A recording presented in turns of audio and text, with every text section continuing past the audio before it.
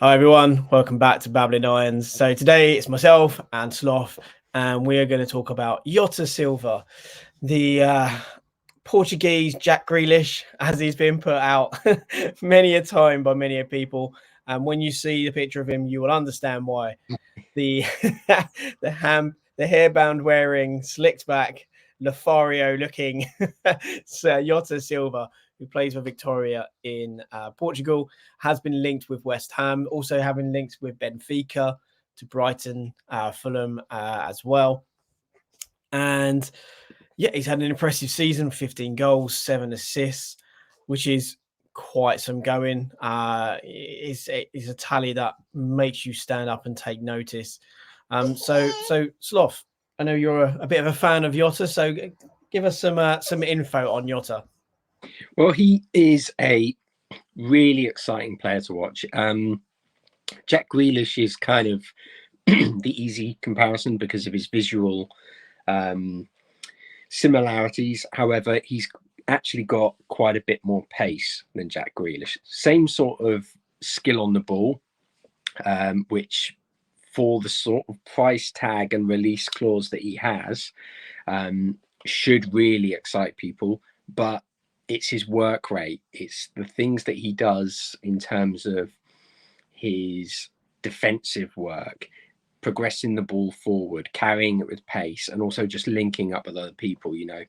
He's got a bit of a clinical edge, but also the fact that he's got that 7 assists as well shows that there's more to his game than just the finishing side of things and being able to, carry the ball forward with pace. To that point, Sloth, if we look at the metrics from this year, so obviously on the left-hand side, we have in the Premier League, we also then have him in comparison to the next 14. So next 14 being essentially the leagues outside of the top 5 leagues within Europe. We can see how he matches up. And what's impressive is around that kind of the scoring goal kind of element, as the creating of assists, the take-ons, which is obviously pretty damn high when you look at it within the own league. Again, progressive carries 2.7 per game is quite a statistic, really. The touches in the penalty area again denotes how often he is in those really advanced positions, and also in terms of that progressive passes received, he's in the 85th percentile if you look in terms of within the league and 66th across others. But the important thing you raised was work rate. The look at the defensive statistics, and bear in mind this is a winger. How much he is winning tackles, how many interceptions he's putting in, how many blocks, how many clearances. He's not just because when we look at how many times he's receiving the ball in the opposition area and how he's receiving progressive passes, to also be in positions where you are very much a key person defensively is incredible. And again, he's not necessarily the tallest player. I think he's about 5'10", 5'11". And again, the aerial duels to win again just shows his competitiveness. And I believe he's got 2 to 3 goals this year from headers. So he's a player who's not afraid to get in the area to put himself in the line where he can get hurt. So obviously, Grealish is a you say an easy comparison because of similarities in their looks, but also in certain ways in how he carries the ball and how he brings it forward. But I think then what he has that Grealish doesn't have is that cutting edge in that final third when it comes to getting in positions to score. He seems to have more of a knack in which to do that. Obviously, we're talking about 15 goals this season, 7 assists, which is some heavy going, and that's obviously a marked improvement on last season where he only managed to get 4 goals and 4 assists. So it's a big step and big change for him this year. What do you think has probably been the success or the reasons why that's happened for him this year? I think it's been the fact that Victoria seem to have kind of gone to more of a counter-attacking sense. They're quite happy for him to be the focal point of their attack, and he is really the conduit for them, whether it's looking for him on the counter and looking for his runs that he makes. We spoke about his work rate, but he's always an outlet for them, and he's more than happy to be that. if you kind of put it in terms of West Ham, I mentioned yesterday about a certain young Brazilian we're linked with, and if you want to learn more about that, go on the channel. But I mentioned a very good comparison to make is with Bowen in the sense of the work rate, and again for Jota Silva, you could also use that comparison again because he's more than happy to carry the ball. He works like a dog, and it's that ability to be the conduit for a side.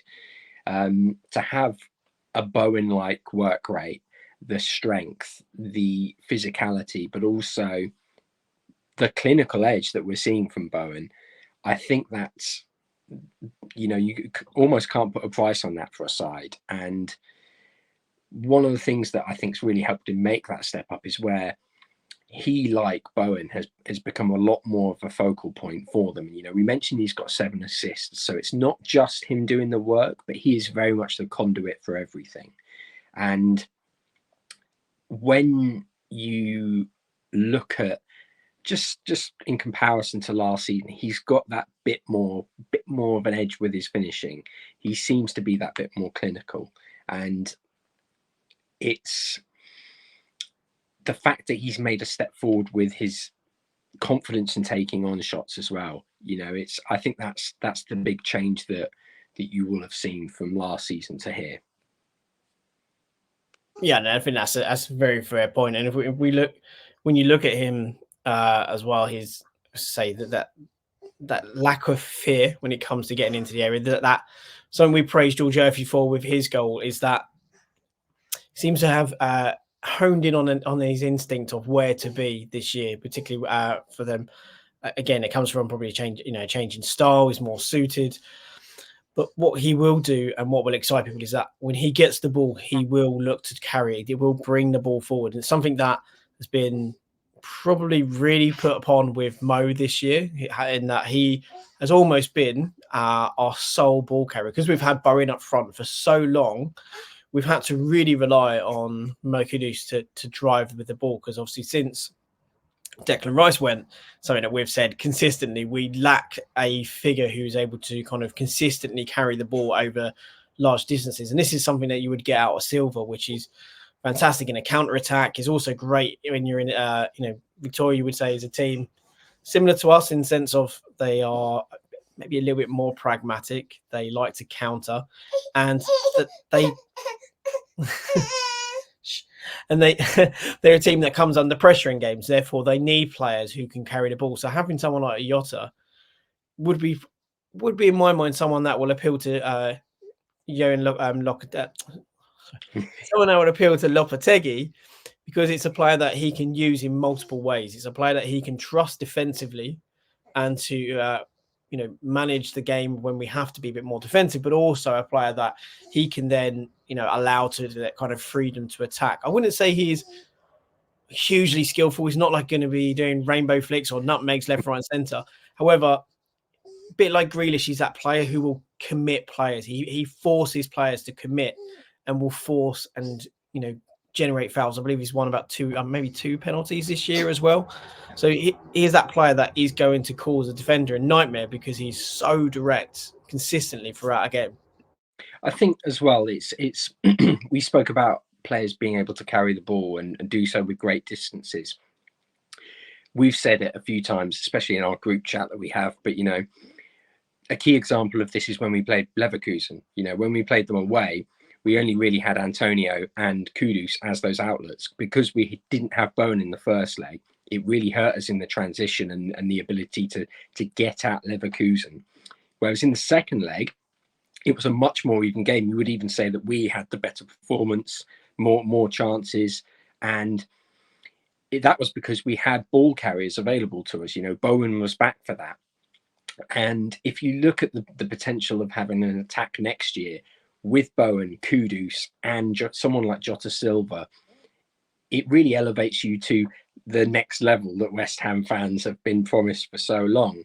And I think one of the great things about Jota Silva is that he's not only showing a lot more in terms of his finishing ability and that confidence that we spoke about, but it's the fact that he is willing to throw himself at things. And he is far better in the air than you would expect from someone of his size and stature, but also his position as well. You know, And I you think can see that in the Bowen, couple of goals he scored this year with a couple of headers. He's put himself between a defender and fullback, and he's literally thrown himself at the ball in which to get yeah, on. they're, And they're it's like not they're like Bowen's headers. They're good headers, you absolutely, know, and absolutely. for quite small players, Mm. that's something that you go, okay, wow, that now adds another real asset to your game. Absolutely, and it also means that you don't know. Yeah, you say you don't have to kind of always look for a cutback. You don't have to. You can look to put a ball in there and know that you have a winger who's not going to shirk the Yeah, physical battle. And I think we see that in the defensive side, and obviously with how many aerial duels he wins, it's a player that, despite being maybe steamed, maybe a flair player or an attacker, he's not afraid to do kind of the dirty work and kind of really get involved in a game, which is something we need. Another thing as well is that flexibility. The fact that he can play on either flank allows us to, again, have someone we can alternate and change with. We, at the moment, have too many right wingers, shall we say. Maybe Mo Kudus might move into attacking midfield this year if Paqueta goes. Jota would be a great player to have on that left-hand side. It gives us the ability to then to bring in, say, Wesley Gasova. Go check out the video, guys. It's a great video from Sloth and Frankie. take the praise. It allows us to develop, say, a Wesley and have the two alternate between the two.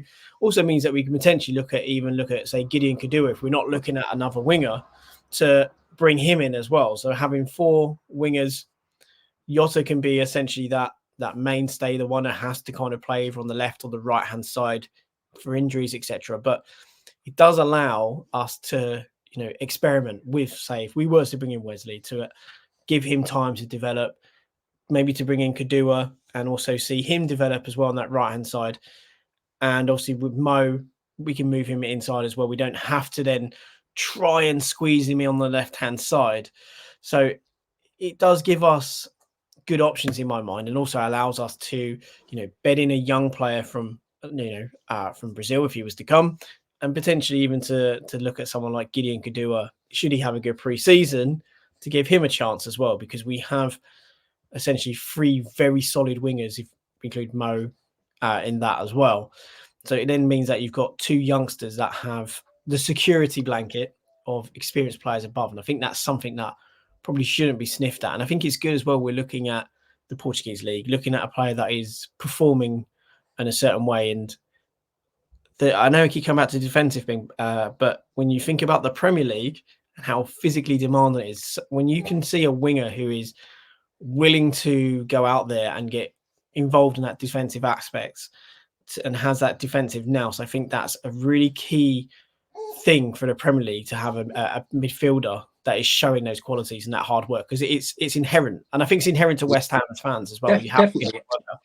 I mean, I think as well, a key kind of example of that for West Ham fans recently has been Felipe Anderson, and the fact that he's been so successful back in Serie A, because he's not had Moyes basically saying you need to track back, you need to do this, which isn't an unfair demand. I'm not criticizing Moyes in any way. I think that's just where you've seen his game flourish. And what's really good to see is that we're actually looking for a profile now. We're looking for a player who is quick, but happy to do the work and wants to get stuck in defensively to transition the ball. So I think that should be something that's really standing out for I know it's standing out for us. Essentially, it's what Leverkusen have done, isn't it? Look at their wingers. It's absolutely these guys that are very good in the final third, don't necessarily get massively involved in build-up sometimes, but they are workhorses off the ball. And it seems that template is something that they may be looking to bring. And also, again, pace, something we've asked for years and years. Yeah. We may finally see should certain of these deals kind of come off. So let's kind of wrap this up. If you were to kind of rate this as a transfer, what would your kind of feelings behind this one be?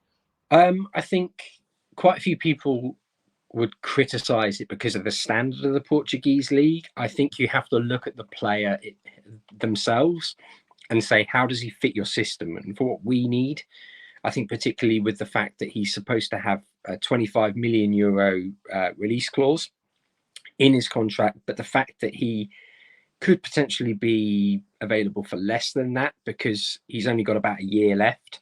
That gives you a bit of room for value. So, you know, if you're paying £18 million and say you give them the full 25 million euros, if he hits certain markers, that's a really good deal for me, in my opinion.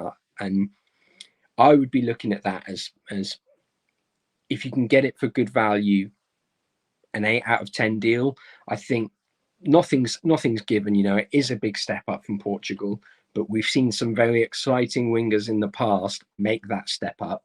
And if you think about it the other way, you know, we've seen Gyökeres go over to Portugal and thrive and really break a new ceiling that his performances haven't done. And we're seeing a young winger who's thriving in the Portuguese league, potentially, you know, if you listen to some of the reporting around it, really excited about a move to England or a potential move to England. And I think it's a really good transfer for us. If we go after it, I would be very happy.